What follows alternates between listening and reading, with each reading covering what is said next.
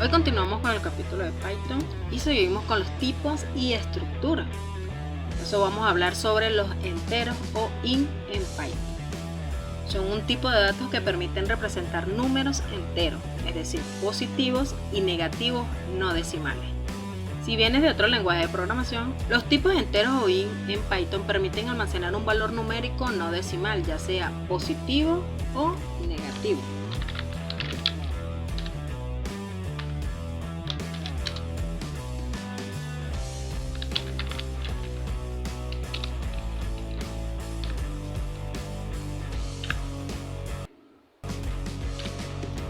Un valor positivo y un valor negativo. La función type nos devuelve el tipo de la variable y podemos ver cómo efectivamente es de la clase entera. Con estos valores podemos imprimir número,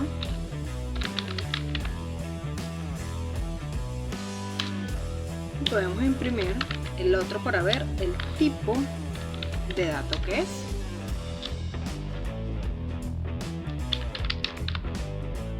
Si ejecutamos esto en nuestra consola, podemos ver que nos da el resultado print, me imprime el número -8 y cuando mando imprimir el entero no me va a devolver el valor, simplemente me dice que es de tipo entero, que son los valores que estamos en este caso definiendo con los valores int. En otros lenguajes los int tenían un valor máximo que puede ser representado.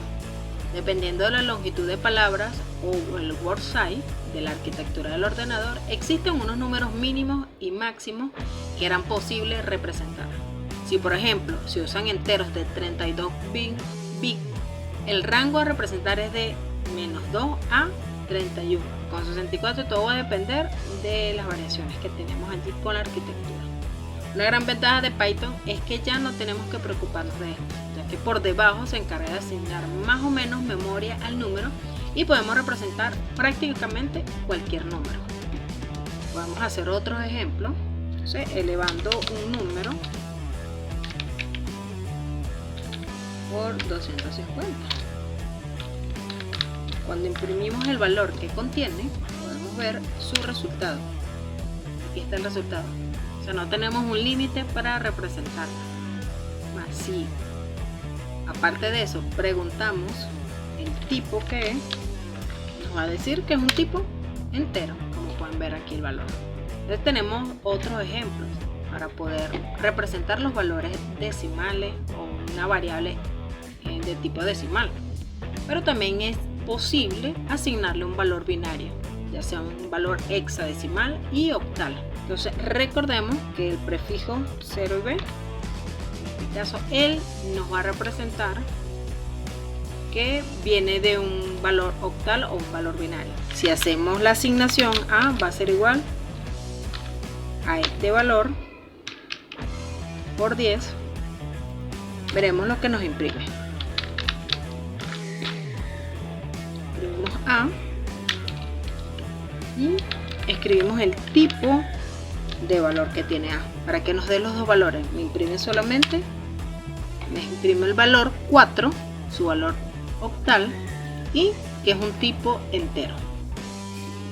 Si representamos b desde esta manera, si hacemos 0 por x 17, esta es otra representación, vamos a imprimir y vamos a imprimir también el tipo. Imprimimos b y el tipo de b para que me imprima el valor y el tipo que contiene esos valores. Entonces este es el valor 23 y igual es de tipo entero. Entonces el prefijo 0b indica que lo que viene a continuación será interpretado como un número binario. O sea, esto aquí me indica que va a ser interpretado como un número binario. Para el caso hexadecimal es con 0 y x, un valor hexadecimal. Y para el octal, vamos a hacer la práctica aquí con un octal, C va a ser igual a OO, un octal OC, sí, OC es 720, aquí hicimos OO, un valor octal, vamos a imprimir print el valor del octal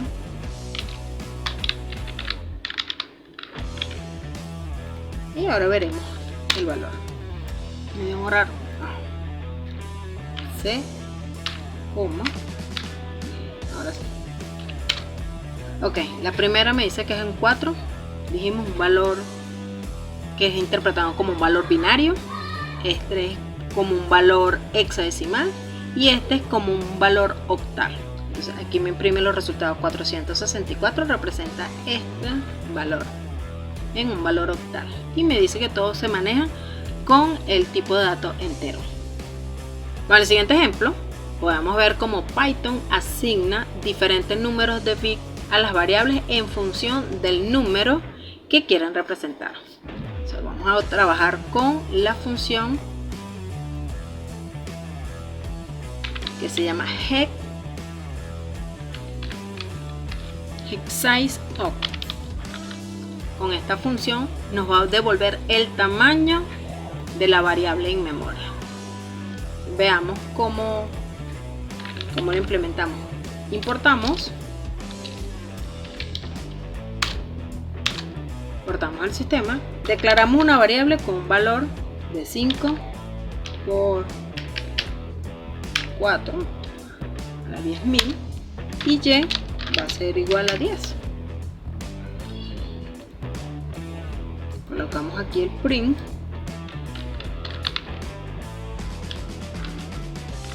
sys.hexsizeOct de x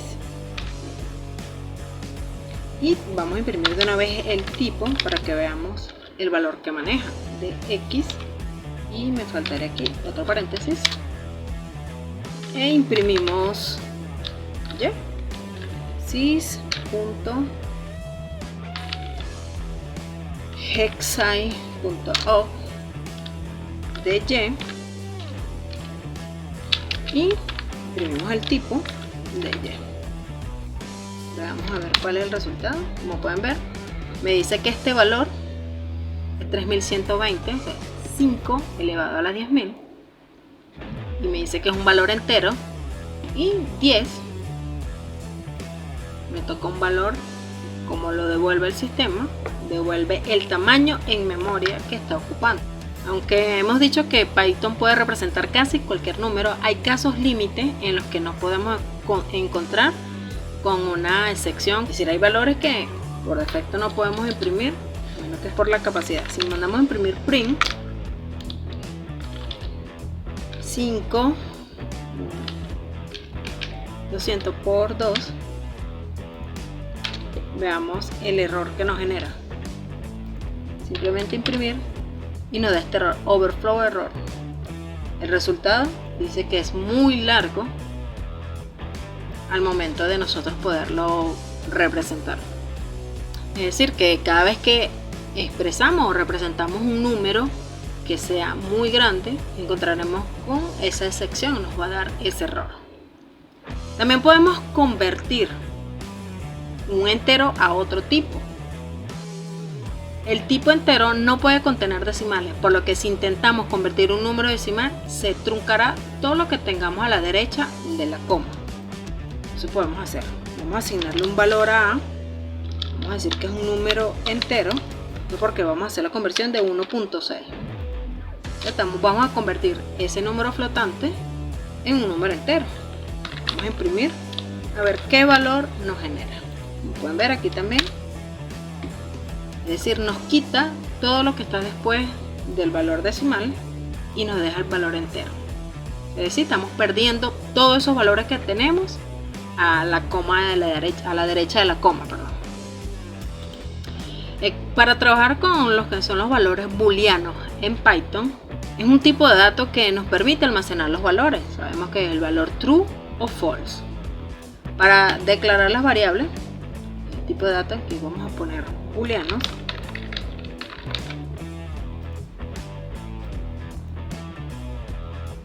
vamos a declarar x como true y y como false. Así estaríamos declarando dos valores que podemos evaluar si su condición es verdadera o falsa. Un valor booleano también puede ser el resultado de evaluar una expresión. ciertos operadores como el mayor que, el menor que o el igual que devuelven un valor true, perdón, que nos devuelve un valor booleano. Es decir, si imprimo 1 preguntando si es mayor que 0, ¿qué valor me va a devolver? Me va a decir que el valor es true, claro, porque 1 es mayor por esta condición o por este operador lógico. Él hace, evalúa la condición y me devuelve un valor booleano.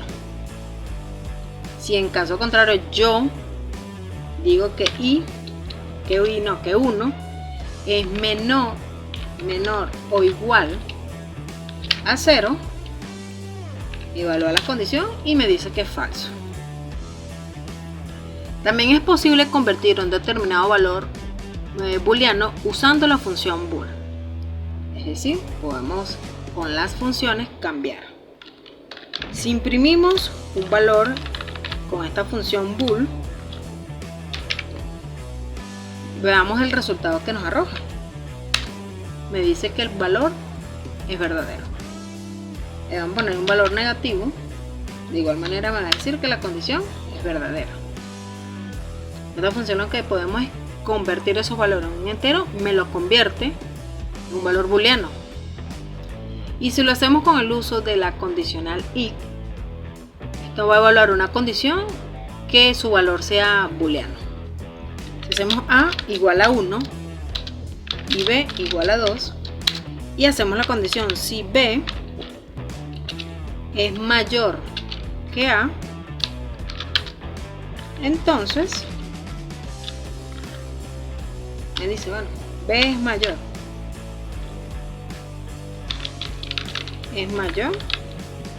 que a. Si imprimimos me dice b es mayor que a, porque la condición se cumple. Si la expresión que va después del if es siempre evaluada hasta que se da un valor booleano. Y tenemos lo que son bool utilizados como una subclase de un entero. Para esto hay que notar que tengamos listado, que tengamos un valor definido como bool, como si fuese un tipo más, y es en realidad una subclase de un entero visto anteriormente. O sea, podemos comprobarlo de la siguiente manera para que podamos entender este concepto. Insistance, definimos el valor como true y un entero. Veamos que arroja. Dice que el valor es entero. Son los valores de la subclase. Para trabajar con los flotantes dentro de Python, voy a poner aquí float. Entonces, el tipo de número float permite representar un número positivo o negativo con decimales. Entonces, también podemos declarar usando la notación científica con e. O sea, hacemos la declaración y el exponente que le vamos a asignar a ese valor. Entonces podremos definir f teniendo que es 1.93 menos 3. Si imprimimos el valor, ya podemos ver también el tipo de la variable. Así me lo convierte en un número flotante. Si escribimos que me defina el tipo de f, va a decir que es del tipo float. También podemos convertir a float haciendo uso del float, entre paréntesis la función float, y podemos ver como true es en realidad tratado como 1 y al convertirlo a float como 1.0. Es decir, con la función definimos a como un float, lo ponemos verdadero y definimos una variable b también del tipo float como 1. Mandamos a imprimir el valor de a y imprimimos el tipo de la variable. Vamos a ver que no imprime, me dice que el 1 lo coloca 1.0. Ahora si imprimimos aquí la variable b, veamos que nos imprime. De igual manera lo toma como un flotante y le asigna el valor. Entonces imprime 1 aquí en la variable, porque recuerden que true es tomado como un número binario, es decir 1, y si fuera falso es 0. Vamos a poner aquí false,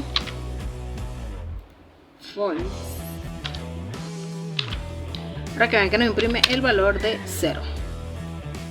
Por eso toma 1. Otra cosa que podemos representar y utilizar en Python son los números complejos. Los números complejos. En pocas palabras, los números complejos son aquellos que tienen dos partes. Que nos tienen una parte real, por ejemplo, como 3, 5 o un número flotante como 3.5. Y otra imaginaria como 5j, que vendrá siendo la representación de la imagen, o un número negativo como -2j. Como puedes ver, la parte imaginaria viene acompañada de un j, aunque es también común usar la i. Por lo general utilizamos la i de imaginario, y un número complejo tiene la siguiente forma. Es decir, tenemos una parte real más la parte imaginaria multiplicado por la imagen. En este caso vamos a poner por el j. Vamos a colocarle aquí para que no me dé error. Vamos a comentarla. Entonces veamos un ejemplo de hacer una representación de un número complejo. Entonces definimos una variable 5 más 5j. Ese es un número imaginario, un número complejo, perdón. Y podemos hacer 1.3 o 1.6 menos 7j. Esas son las representaciones. También podemos tener un número complejo con parte real igual a 0. Es decir, declaramos otra variable y queremos que la real sea 0. Entonces, refrescando esto, los números enteros hacen referencia a los números naturales, es decir, todos aquellos números que no contienen parte decimal. Es decir, 1, menos 5, 10, 18, menos 45, eso vendrían a ser todos los números enteros. Los números racionales son el cociente de dos números naturales, es decir, el dividir 3 entre 10 o 7 entre 9.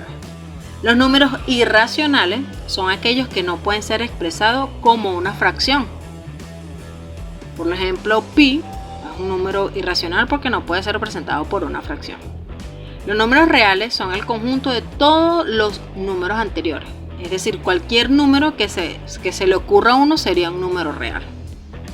Los números imaginarios son números reales acompañados de la constante i, y a veces le colocamos j, como estos ejemplos que tenemos aquí. Estos son los números complejos o números imaginarios. Y por último, los números complejos son la suma de un número real y otro imaginario. O sea, tenemos la suma de números complejos y este es un número imaginario. ¿Y qué es i cuando hacemos esta representación?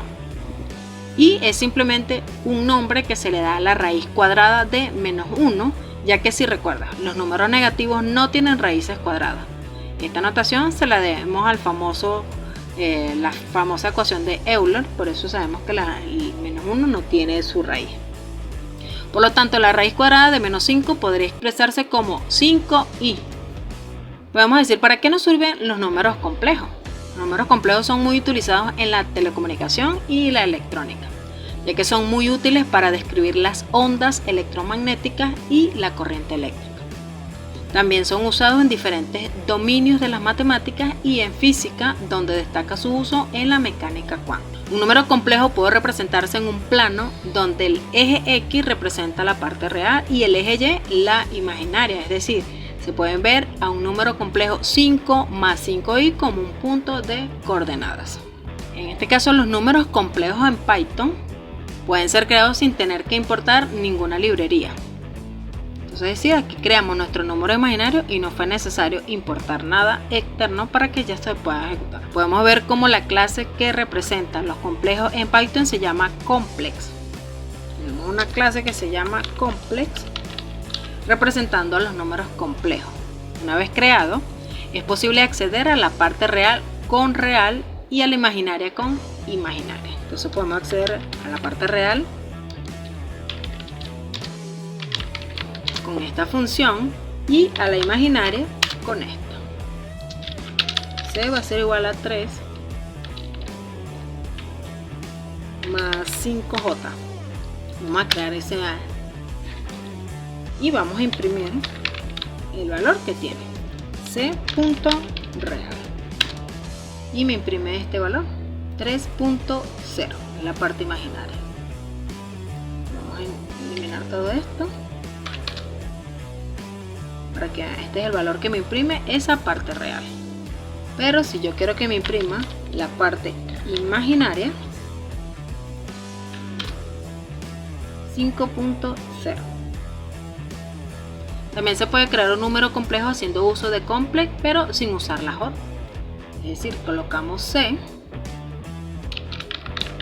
Vamos a utilizar esa misma variable que tenemos declarada. Entre paréntesis colocamos 3 y 5. Vamos a borrar estos valores. Y vamos a imprimir C. Y así me imprime un número complejo. Esa es la misma representación que teníamos anteriormente.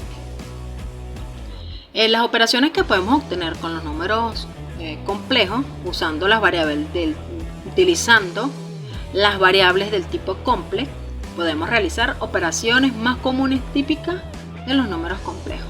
O sea, podemos hacer una suma de complejos.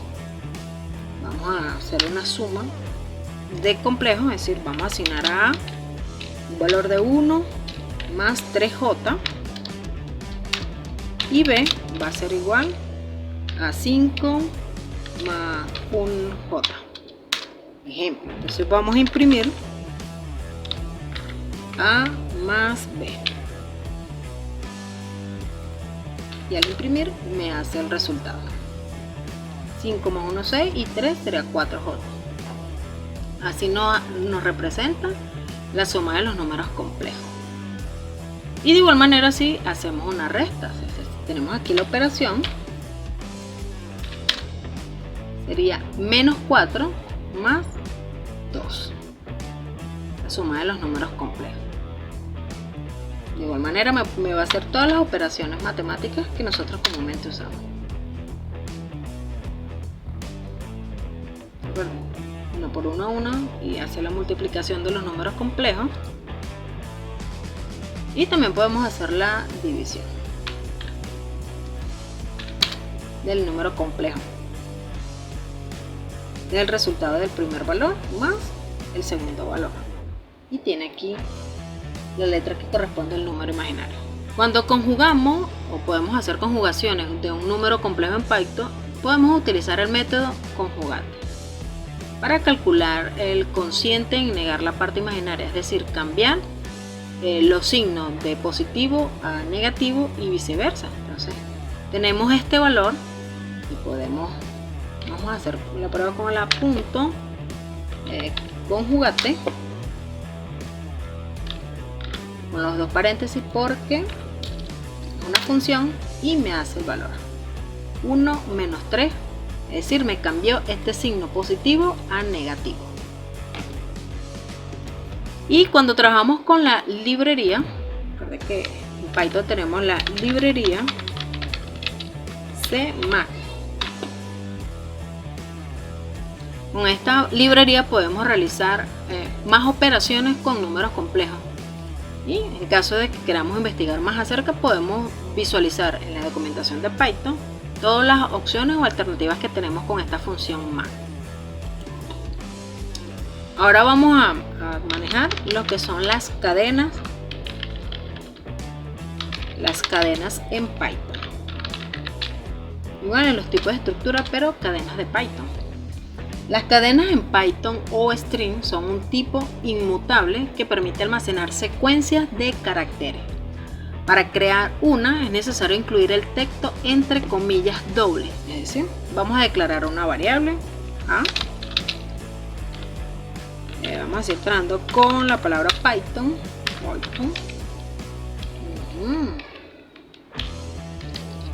Python.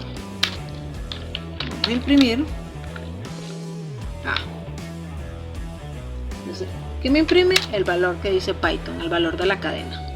Si yo quiero saber cuál es su valor, cuál es el tipo, igual que las anteriores, escribimos type y el valor. Entonces me dice que es un string y nos va a tomar el resultado. Como pueden ver, igualito, me da el tipo y el valor. Puede ser con comillas dobles o con comillas simples.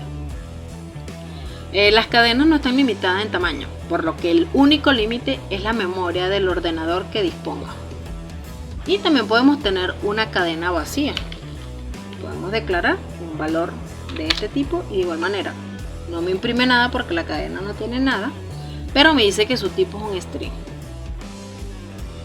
También podemos ver que cuando queremos introducir una comilla, bien sea simple o una comilla doble dentro de una cadena, cuando lo hacemos de la siguiente forma podríamos tener un error. Es decir, tengo aquí unas comillas dobles, comilla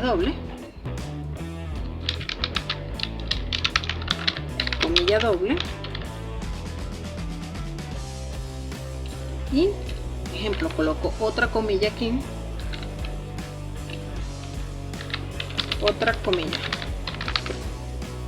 Esto me genera un error porque tenemos un valor aquí, tenemos otro. Entonces, lo más recomendable es que si queremos representar esto, nos indica que esto es como un salto de línea y ahí no nos genera el error. Un espacio que lo toma esto en una comilla doble, otra comilla. También tenemos esa opción. Podemos resolver el problema cuando le colocamos esta diagonal o la tecla de escape, muchas veces se conoce así. En Python hay varias, pero la analizaremos con más detalles en otro capítulo. También podemos incluir saltos de línea dentro de una cadena, lo que significa que lo que esté después del salto es lo que se va a imprimir en una línea y en la otra le damos aquí el espacio, le quito la comilla y podemos hacer que la palabra que está antes va a una línea y la que está después salta a la otra línea. Y también podemos usar el slash acompañado de un número, lo que imprimirá el carácter asociado. Ejemplo, si hacemos este ejemplo, entre comillas y el slash acostado, colocamos, me faltaron las comillas aquí, veamos que nos imprime. Es el carácter, me aparece que es el arroba. 110, vamos a ver qué carácter me aparece allí, la H. También tenemos que tener en cuenta lo que es el formateo de las cadenas. Tal vez queremos declarar una cadena que contenga variables en su interior, como números o incluso otras cadenas. Una forma de hacerlo sería concatenando la cadena que queremos con otra usando el operador más. Nótese que el str va a convertir el string, nos va a convertir en string lo que estamos pasando como parámetro. Vamos a quedarnos con este ejemplo, vamos a decirle que es 8 y S, imprimimos, el número es, el punto, damos un espacio y concatenamos el str de ese valor de A. Y bueno, vamos a imprimir el valor para ver cómo hace la conversión. Es decir, este número me lo concatena de esta manera, es decir, me lo convierte. Vamos a ver de qué tipo lo convierte.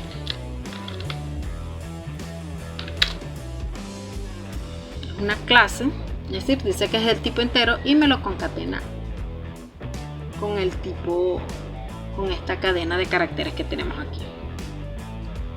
Otra forma es usando el signo de porcentaje, que indica que se quiere, que nos indica qué tipo se quiere imprimir.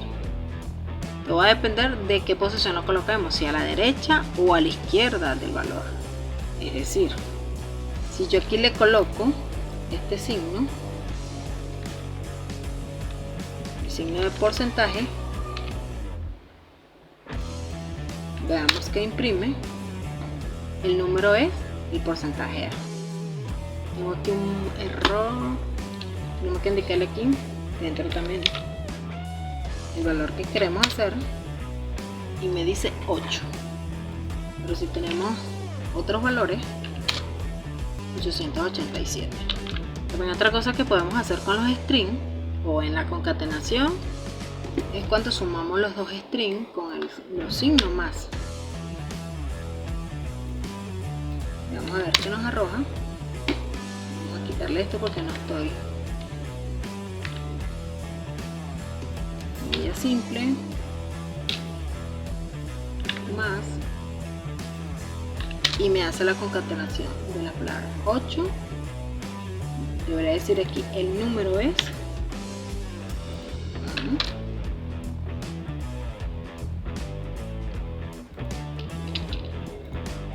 más A. Correcto. Vamos a imprimir ese. Entonces el número es 8. Así imprimimos la forma de hacer el formato. También tenemos las opciones que se llaman los métodos en el string. Tenemos el método capitalize. Cuando lo aplicamos sobre una cadena, ella devuelve la primera letra en mayúscula. Vamos a decir que es así el. Entonces hacemos S punto capitalize. Imprimimos aquí y me devuelve el primer número en mayúscula, es decir, la primera letra en mayúscula. Aquí me faltan los, recuérdense que es una función, me hace falta los dos paréntesis y el número es 8. Si utilizamos la función lower, pero vamos a ponerlo en mayúscula y que podamos ver el resultado, me devuelve el valor en minúscula. Si utilizamos el método swap, el swap key,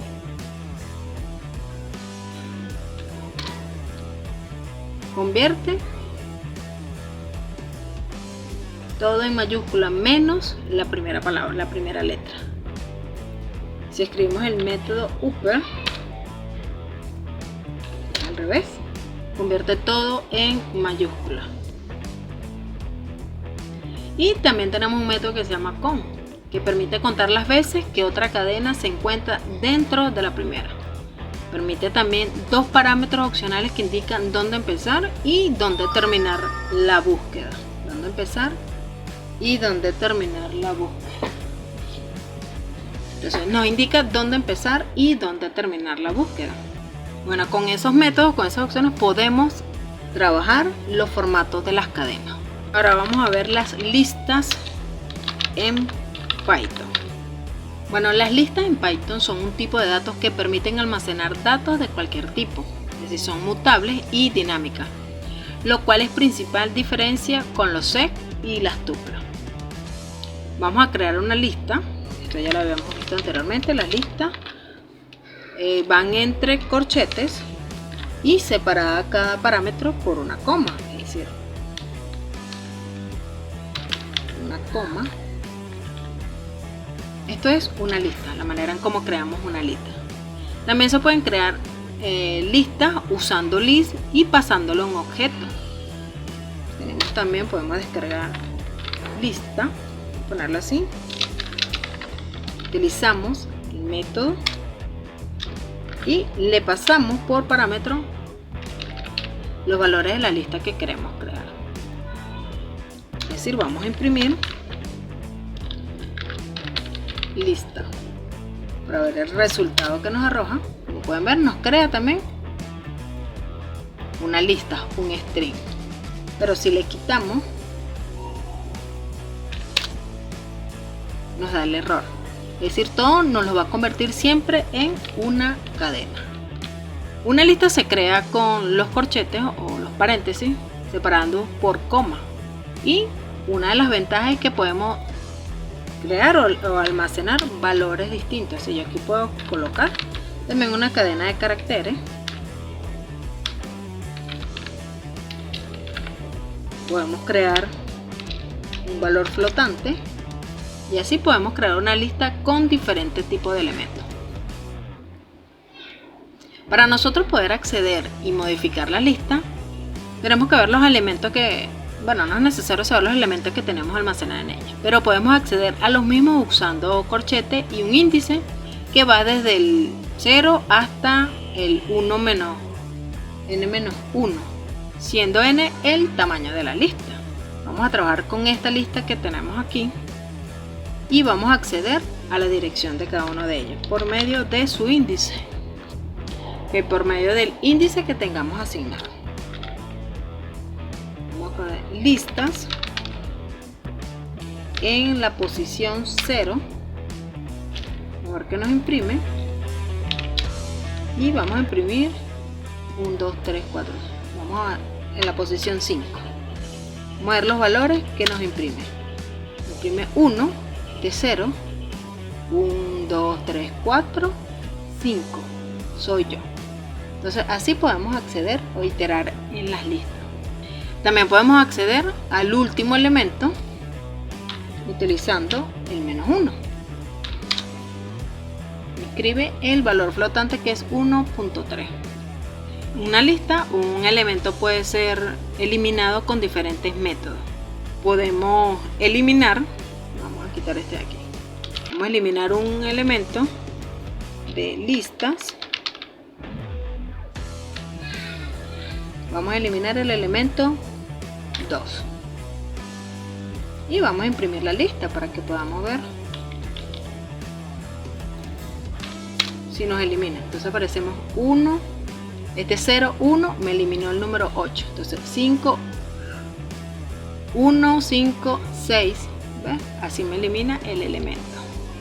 Si queremos iterar una lista, es fácil. Podemos iterar una lista, bueno, ya lo vimos anteriormente con el ciclo for, pero vamos a mostrar cómo iteramos en esta lista. Vamos a hacer un for L en listas y vamos a imprimir lo que almacena M. De igual manera ella me itera y me muestra todos los valores que yo tengo almacenadas en la lista. Y si necesitamos un índice acompañado con la lista, es decir, que nos tome el valor, tanto la posición como el valor que obtiene, podemos utilizar la función enumerate. Entonces vamos for inde in lista y vamos a decir y enumerate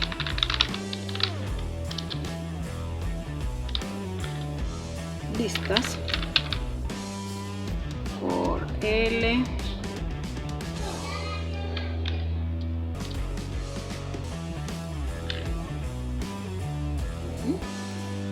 así, no, aquí mando a imprimir L y listas.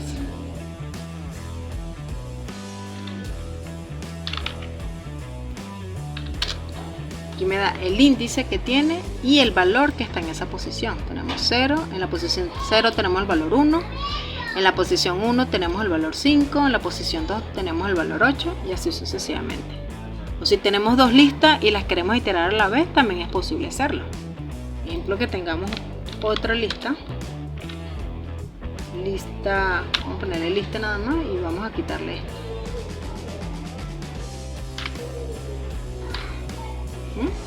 Si queremos iterar esas dos listas, entonces podemos hacer L1,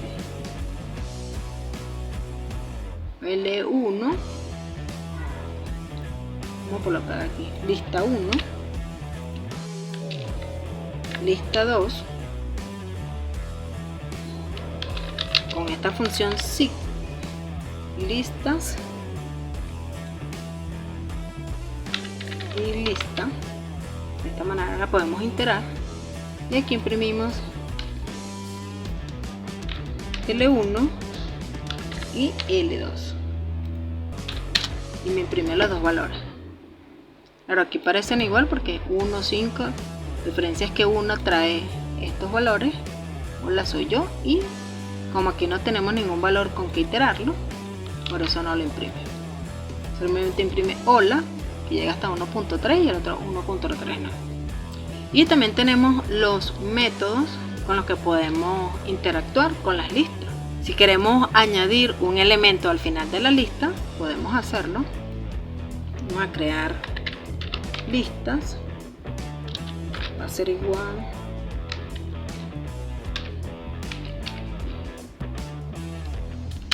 Y si queremos nosotros agregarle otro valor a esto, append, le vamos a agregar el valor 5. Vamos a imprimir.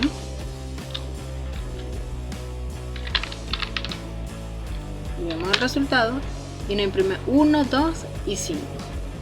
Con el método extend lo que hacemos es añadir una lista a la lista inicial. Aquí extend.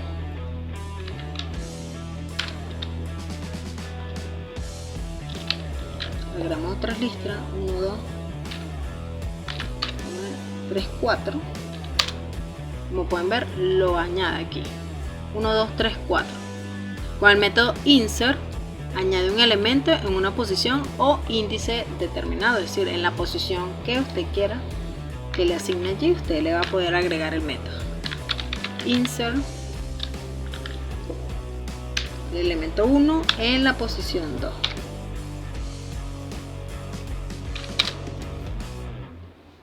Se añade el 2 en la posición 1. Le colocamos aquí otra posición. 1, 1 y 2. Con el método remove le pasamos un elemento y lo va a eliminar de la lista. Entonces le clicamos remove. Queremos que nos elimine el número 2. Al imprimir la lista solamente me imprime un solo valor. Con el método pop elimina por defecto el último elemento de la lista, pero si se pasa como parámetro un índice permite borrar elementos de diferente lugar, un elemento diferente al último. Entonces yo lo coloco aquí,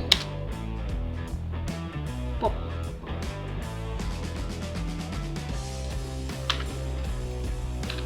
Así me remueve el último elemento. Si yo le coloco los parámetros, es decir, el índice y el valor, me remueve cualquier elemento de la posición.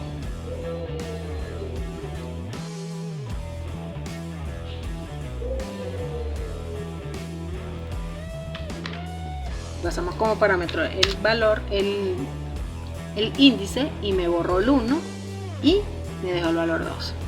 El método reverse invierte el orden de la lista. Reverse.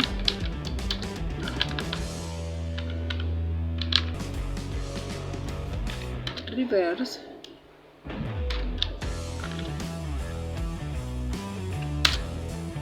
Entonces lo coloca en el orden inverso. Con el método sort ordena los elementos de menos a más. Aquí coloquemos punto sort 2, 1, 1, 2, y estos serían los métodos para nosotros trabajar con las listas en Python. Gracias por ver el video, nos vemos hasta la próxima.